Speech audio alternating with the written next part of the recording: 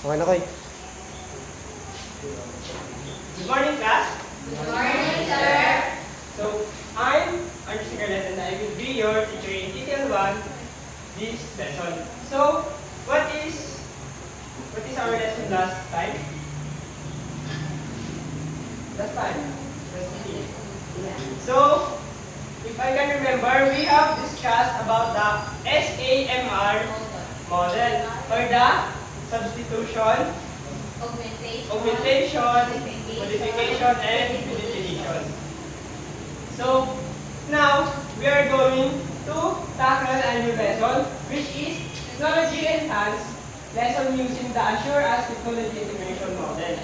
So, before we are going to our main topic, let us have first our motivation. So, we are going to have a word search. So, we are going to group you into two. So, this will be group 1 and this will be group 2. So, what we want the team is go to the group 1. Guys. So, I will give you set of puzzle that you are going to find a word that can be connected to our topic. So our topic is the Assure model. So one.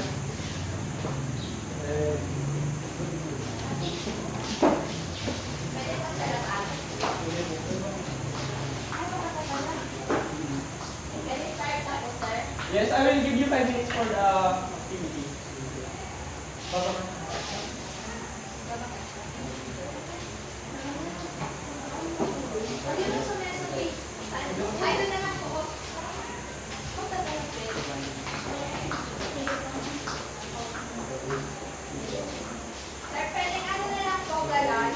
Kahit wait na lang.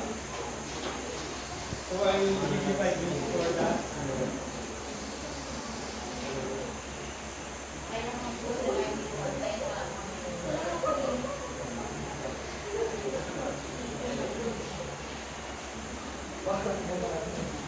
Ilan na ba? 10? 10 po ata yan? Ilan po? 10. 10. Sir, safe po kami sa kabila po. Yes. So para ilan kayo na maarap?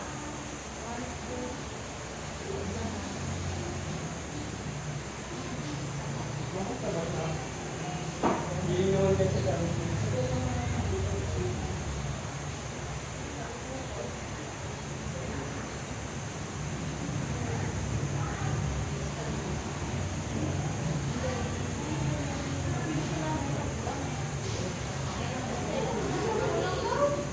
Sir, kami na po. Tulong na kami. Ayan. So, ngayon naman ang binigyan ng siyempre na mag-buksan ng word search. Sir, okay. Sino ako na, sir? So, unahin na natin yung mga tapos. Next. Mag-send tayo ng Talaga naman. Sir, may first po ba? First choice. ano na lang. Ano na po yung topic natin? Sure na tayo. So, yung una po namin nahanap is lesson plan. So, connected po siya sa lesson natin. Kasi diba, pag gagawa tayo ng lesson, dapat may guide tayo. So, next, objective. So, in every lesson plan, dapat meron na objectives na nakapaloob. Then, we have technology. So, gaya nga ng ngayon is nasa 21st century na tayo. So, andito na yung involvement ng technology. Then, next, we have strategies. So, diba, marami ng strategies or teaching methods na ginagamit yung mga teachers para mas mag-get nila yung interest ng mga students. Then next, we have media. So, syempre, di ba kapag ando yung technology, ando na din yung media. Then we have analyze. So, analyze, nandun na yung cognitive skills ng mga students. Then, evaluate. So, kapag may analyze, syempre, dapat din mag-evaluate. Then, revise. Tapos, learner. Syempre, pag sa learner, connected siya sa ating lesson para, di ba yung learner kasi yun yung center Then, last is yung materials. Wherein yung mga, under sa materials is yung mga IX. So, yun lang ang So, papa natin yung group 1. Group 2, ito, diba? So, ngayon naman po yung group 1. Is present.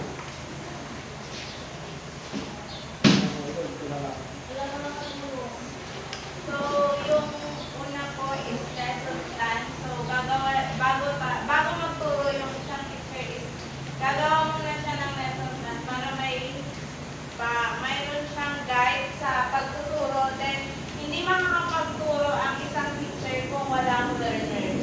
Then, hindi din makakapagturo ang teacher kapag wala siyang gagamiting material sa pagtuturo. Then, yung objectives na kailangan ma-achieve sa pagkatapos ng lesson. Tapos, yung technology na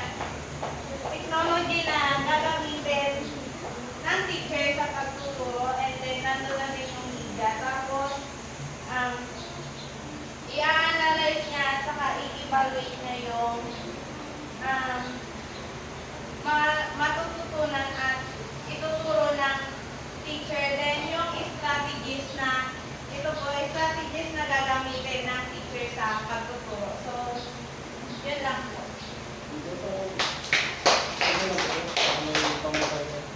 Ayan. So, very good class. Ngayon, meron ba kayong idea about sa mga words na naalam nyo? So, tignan natin kung tama ba yung mga ayan. Lesson plan, strategies, revise, learner, materials, objective, technology, media, evaluate, and analyze. So, tama ba yung mga nakakalap nyo lahat? Yes po. Very good.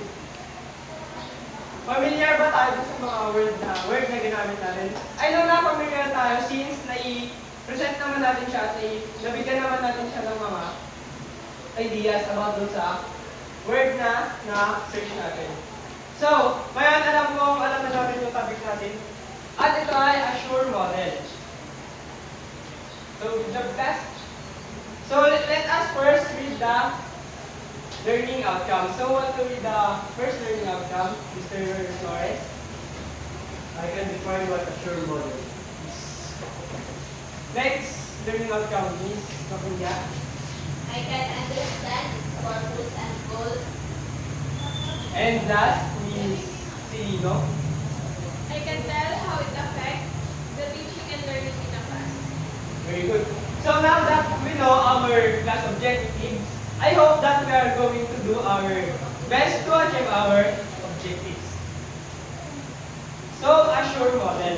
Yung Assure model is, yung word na assure is, isa lang siyang acronym, abbreviation for 6 steps on making an Assure model. And the Assure model is one way to create a lesson plan na using the technologies.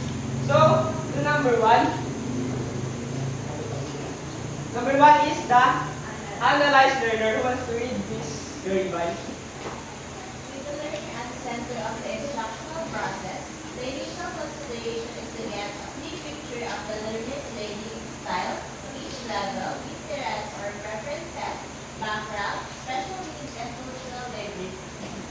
So, of course, in our lesson plan, we need first to analyze our learners. So, we can apply and select our teaching methods and teaching strategies. So, here is how we analyze our learners.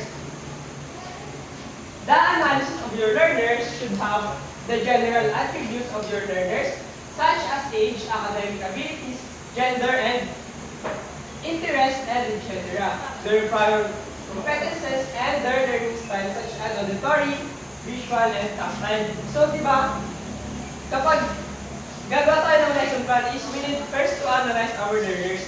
We need to find their interest, get their interest, and we have to search or look or find their learning styles so we can teach them easier and effective.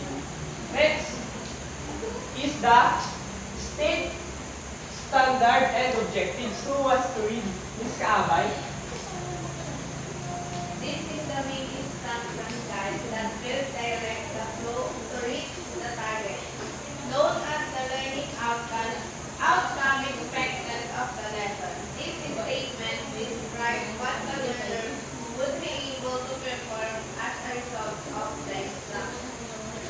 Gabay.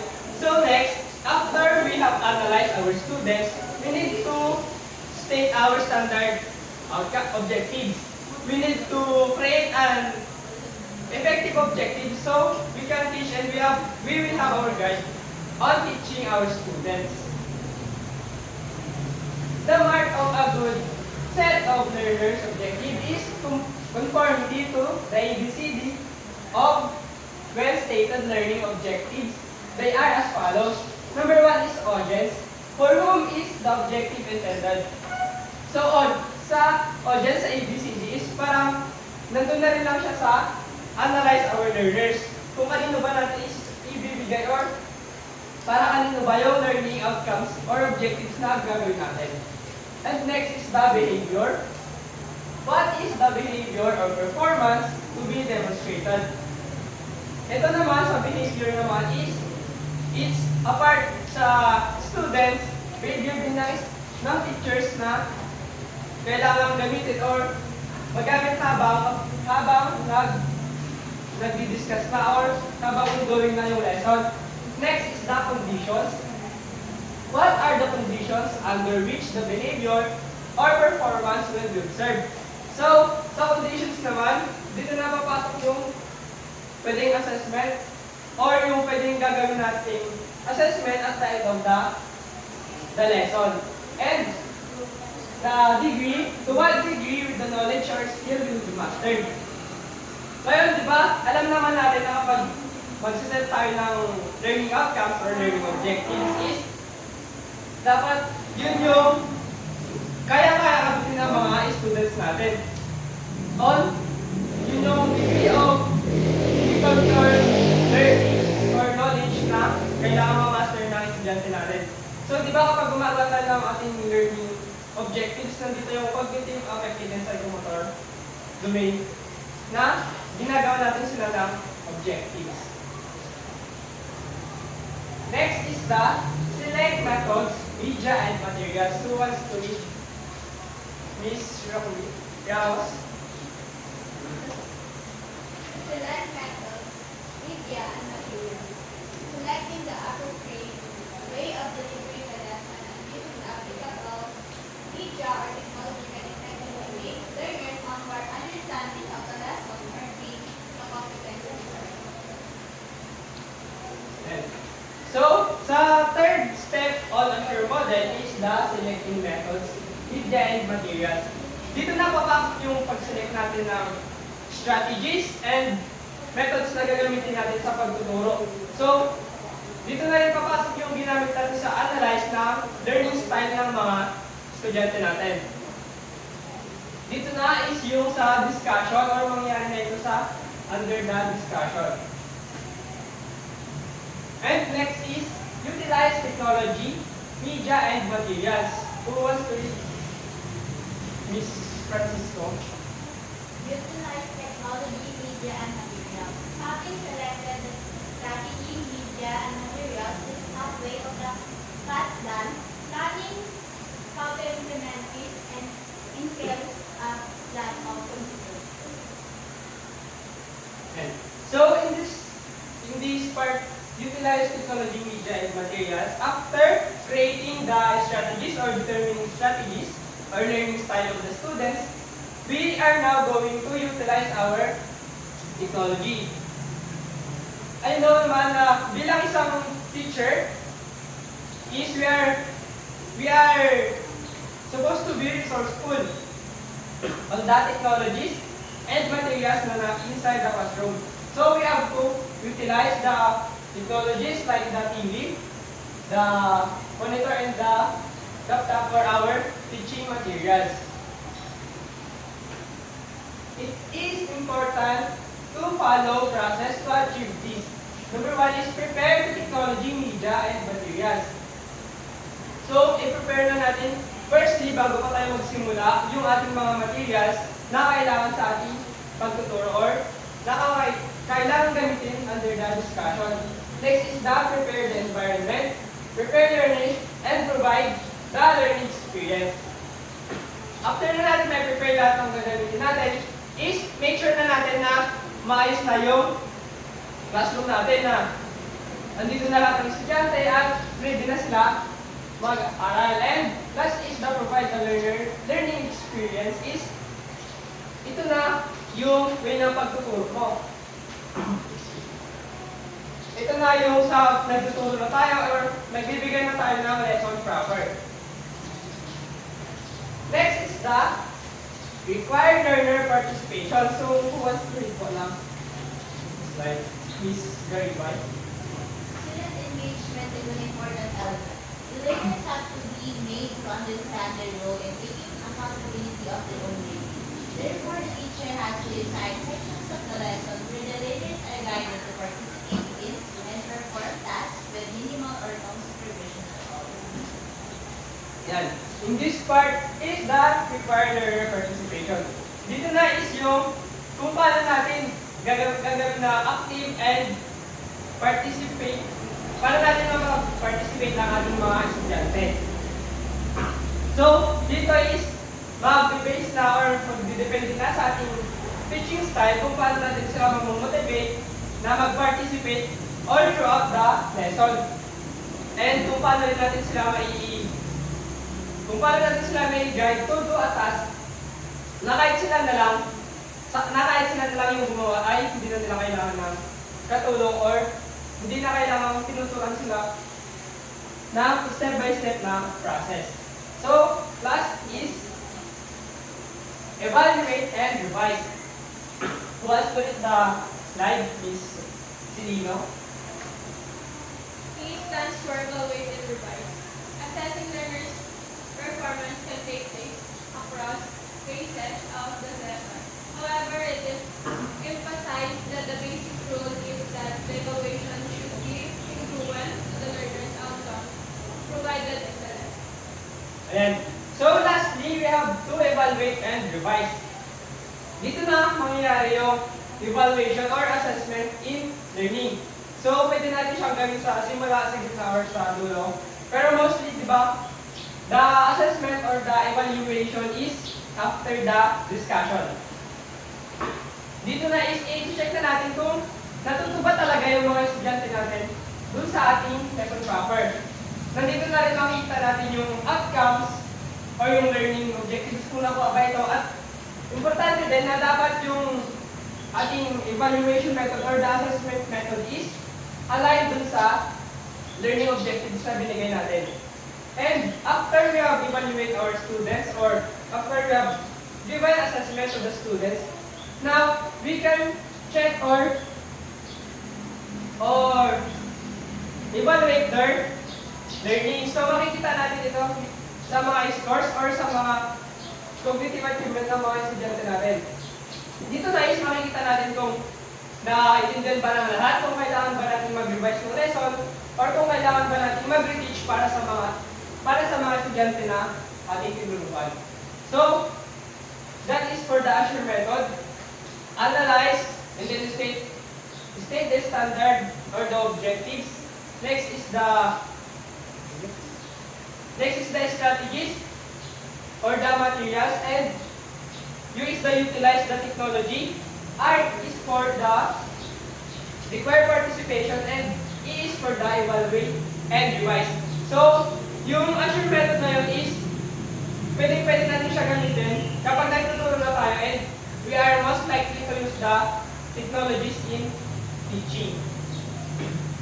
So, the following questions are useful to us during the evaluation. So, additional, did your lesson meet the learning objectives that you planned?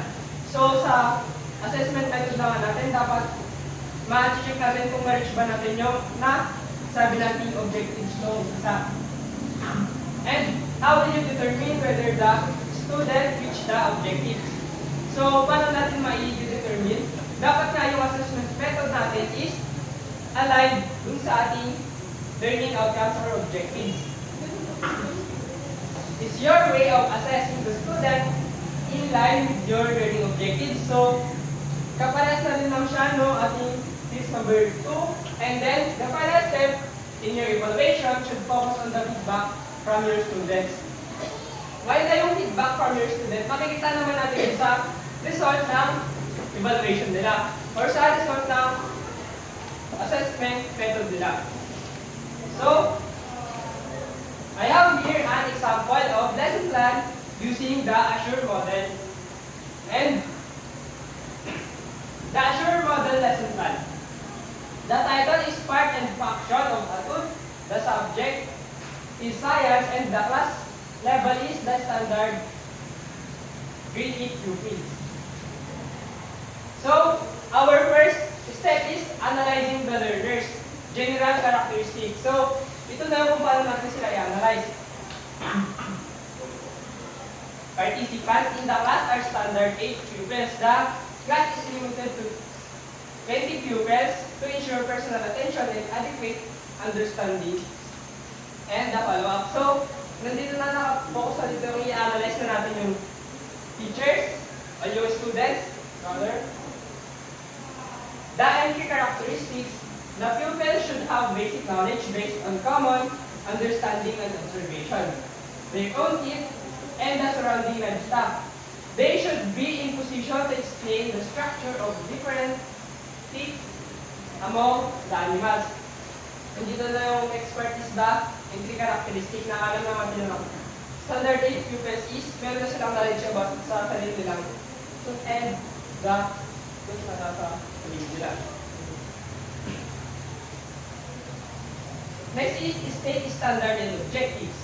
So, sa second part nga ng Azure model natin is state the standard and objectives. So, dito na nakalagay na yung objective na nasa lesson plan niya. By the end of the lesson, the learner should be able to draw a diagram of a tooth, state the function of teeth, each part of the tooth, compare the teeth of a dog and that of a sheep. So, ito na nakapag-set na siya ng learning objectives na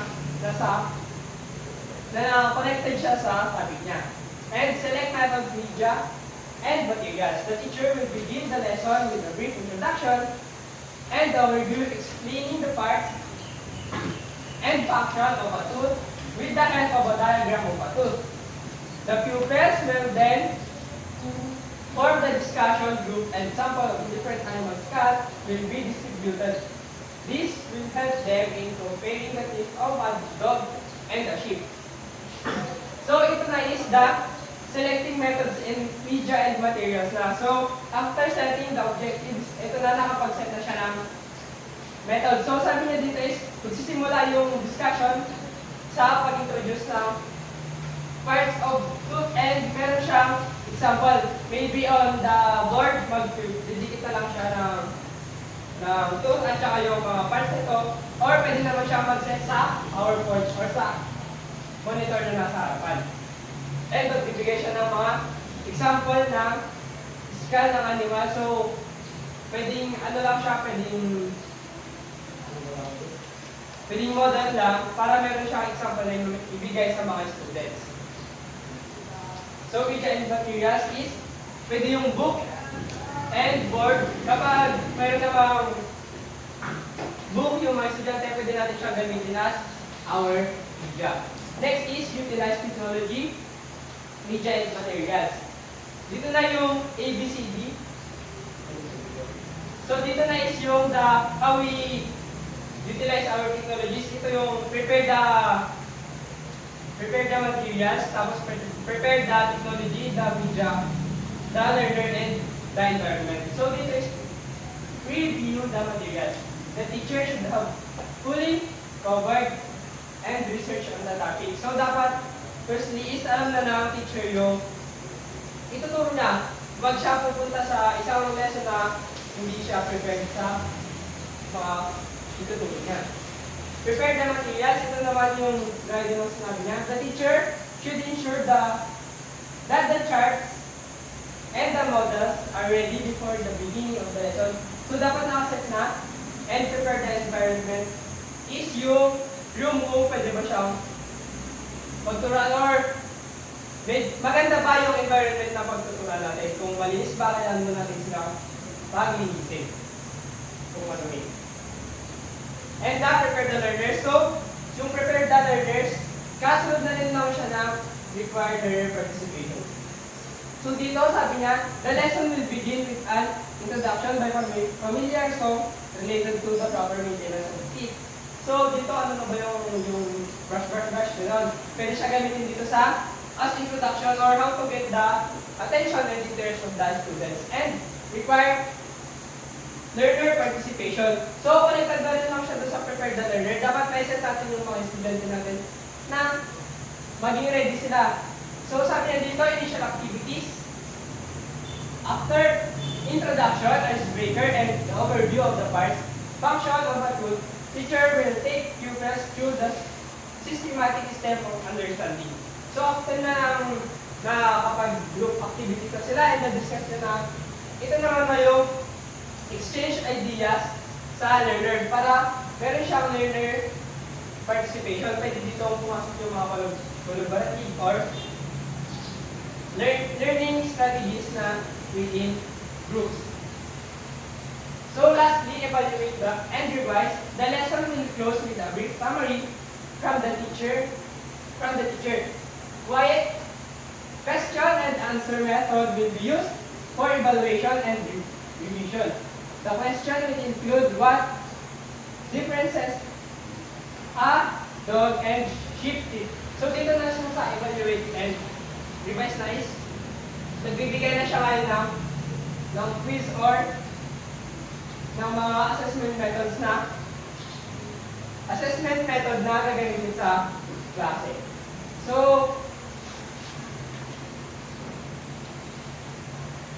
I think dyan na rin magtatapos yung lesson ko since sa lesson 1 ko kung maalala ko is hanggang sa evaluation lang siya for the example of lesson 1. So, thank you for listening to us.